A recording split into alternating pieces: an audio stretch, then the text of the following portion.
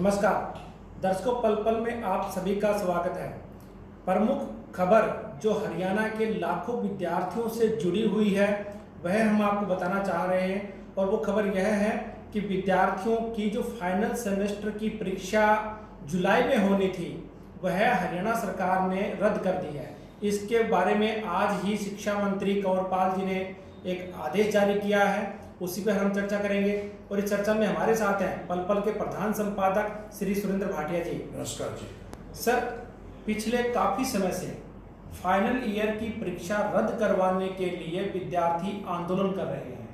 लगभग हर छात्र संगठन की ओर से विश्वविद्यालय में और महाविद्यालयों में आंदोलन किए गए, ज्ञापन सौंपे गए और यहाँ तक कि यह मामला कोर्ट में भी पहुंच गया।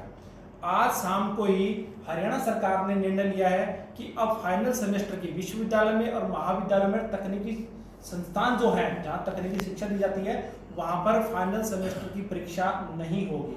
उसके विकल्प के रूप में उन्होंने काफी कुछ बताया है। तो आप हमारे दर्शकों को, खासकर विद्यार्थियों को बताइए कि परीक्षा जो रद्द की गई है, जो परीक्षा फाइनल सेमेस्टर की नहीं होगी, तो विद्यार्थियों को अगली कक्षा में प्रमोट किस आधार पर किया जाएगा? ऐसा है कमल जी, जैसा कि आपको पता है, हमारे दर्शकों को पता है, हरियाणा सरकार द्वारा और विभिन्न विश्वविद्यालयों द्वारा पहले ये कहा गया था कि 1 जुलाई के बाद परीक्षाएं ली जाएंगी और यहाँ तक कि 20 जून से प्रैक्टिकल होने थे और 1 जुलाई से परीक्षाएं होनी थी। अब जब कोरोना की जो महामारी है, हरियाणा में आज जो संख्या है वो 11,520 तक पहुँच चुकी है। हरियाणा में रोज 500 के लगभग नए मरीज आ रहे हैं। एवरेज 10 लोगों की मौत भी हुई और एवरेज 10 लोगों की मौत हो रही है। जैसा कि मैंने बताया 11,520 मरीज कोरोना वायरस के हैं, 178 लोगों की मौत हो चुकी है। सभी हॉस्टल बंद हैं यूनिवर्सिटियों के, बसें चल नहीं रही, रेलगाड़ियां चल नहीं रही, अगर कुछ चल रही हैं तो लोग जा नहीं रहे। जो एक शहर छोड़कर दूसरे शहर जाते हैं उन्हें क्वारंटाइन करने के लिए मजबूर किया जाता है। ऐसे में परीक्षाएं कैसे होंगी? विद्यार्थी अपनी जगह पे सही थे। इवन की Punjab and Haryana high court में विद्यार्थियों द्वारा एक याचिका लगाई गई थी। शायद उसकी 26 जून को, आज 23 है, 26 को उसकी सुनवाई होनी थी।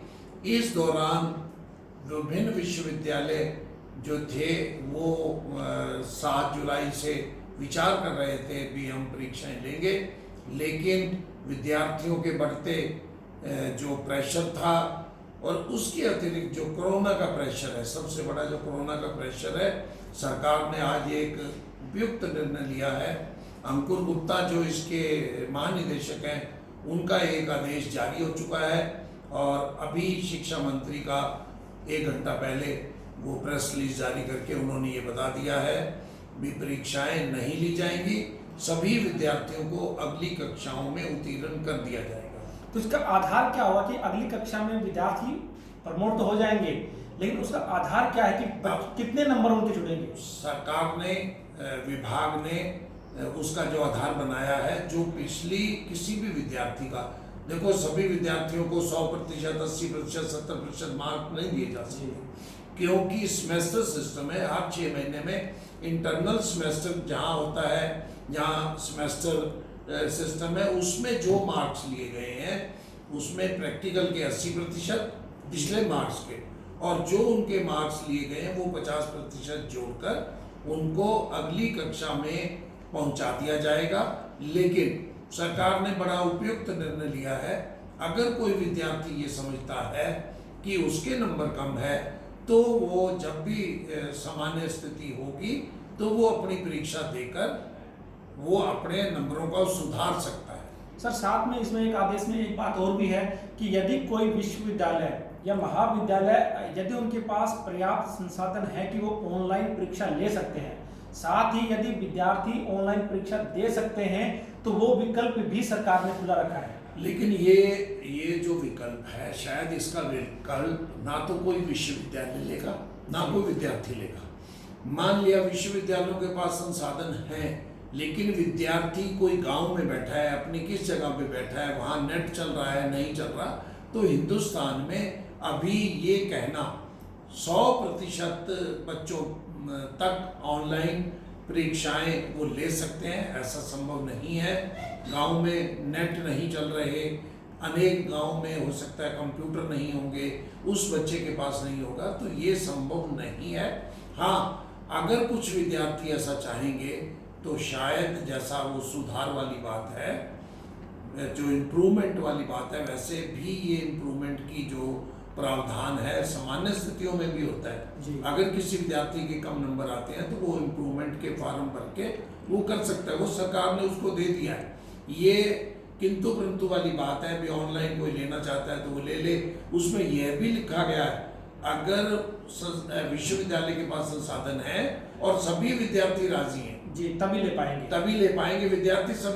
विद्यार्थी तो मांग कर रहे हैं, परीक्षा हुई ना क्या, जबकि मार्च से विश्वविद्यालय बंद है, तो ऐसी परिस्थितियों में ये हो भी नहीं सकता था। सरकार का सही निर्णय है। हाँ, अगर कोई विद्यार्थी चाहेगा, उसके नंबर कम है, तो वो 6 महीने बाद, 3 महीने बाद शायद विद्यार्थियों को 1 साल का टाइम दिया जाएगा सुधार करने के लिए। यानी ये कह सकते हैं हरियाणा के विद्यार्थियों के लिए एक बहुत बड़ी खबर है, राहत की खबर है कि उन्हें परीक्षा नहीं देनी पड़ेगी। लेकिन जिस वजह से ये परीक्षाएं स्थगित की गई है वो है कोरोना महामारी।